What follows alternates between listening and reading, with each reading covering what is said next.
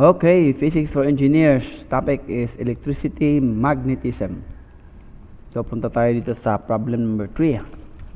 A 5 ampere current runs through a 12 gauge copper wire.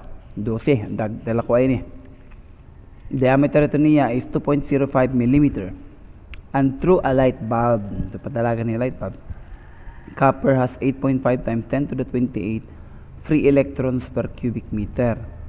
The question is how many electrons pass through the light bulb each second. Yung first na tanong is pwede mo siyang makuha dito. Kasi yung electrons mo may charge man yan. Parang wala yata sa formula to eh. Parang wala. Ito kasi current with respect to number of electrons, and then you have charge and drift velocity. Wala tayo ng drift velocity na yan. So magduda ka na. Madali lang to actually. Yung iisipin mo lang is you have the 5 ano yung iniisip natin, electron, di ba? Yung 5 parang conversion factor lang to eh. 5 ampere is 5 coulomb per second. Tapos yung electron mo may charge yan siya. Yung charge ng electron mo is 1.602 coulomb per electron. So 1.602 times 10 to the negative 19 coulomb per electron.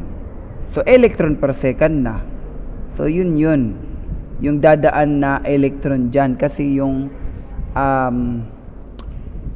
copper wire yata may electron man yan na free. Tapos binigay mo yung current. Okay? So if I'm going to plug that out, 5 divided by 1.602 exponent negative 19, that is 3.12 in 3 significant figures. 3.12 times 10 to the positive 19. So marami. Positive 19 electrons per second. So this is the number of electrons. That is letter A. Letter B, what is the current density? Current density, yung notation dito is J, para siyang impulse. Notation lang, iba yung ibig sabihin. Current density is, I think, dinefine siya mismo dito sa hindi pa ako actually nagbasa. O nakabasa na ako nung una. Of course, as much as possible, di ako magbabasa muna ngayon. Mag-a-answer lang ako hanggat hindi ako maka-answer siguro magbabasa ako. But anyway, ito, dinefine dito yung current density na yan daw yung current per cross-sectional area. Current per cross-sectional area. So, binigyan man tayo ng current, so J, current, binigyan man tayo ng current na 5 ampere, diba? 5 ampere, hindi yan area, 5 ampere, tapos, yung, yun, J is 5 ampere per area. Binigay man yung diameter ng wire, diba? Dito man yan dumadaan. Kung ito yung wire mo, dito man yan dumadaan yung yung charge. 5 ampere, and then you have kano yan? Binigay yata yung area o yung diameter. So, na diameter ka lang.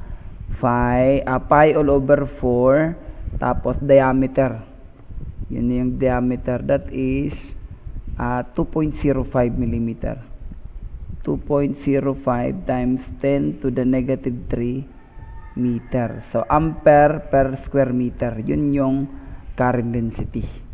Okay, so magiging 5 ampere, pupunta sa taas yung 4, bali 20, tapos pi times 2.05 times 10 to the negative 3 square, and then square meter. Yun. Diba ang dali? 4 times 5 all over pi times 2.05 exponent negative 3. Tapos i-square natin to. Okay, squared. So, tadang! Yung lalabas dyan na current density is 1.51 in 3 significant figures. 1.51 1, 2, 3, 4, 5, 6 times 10 to the 6 unit would be ampere per square meter. Yun yung definition ng current density mo. Yung yung current sa bawat area. Kasi yung mga wire natin, yung area man yung laki.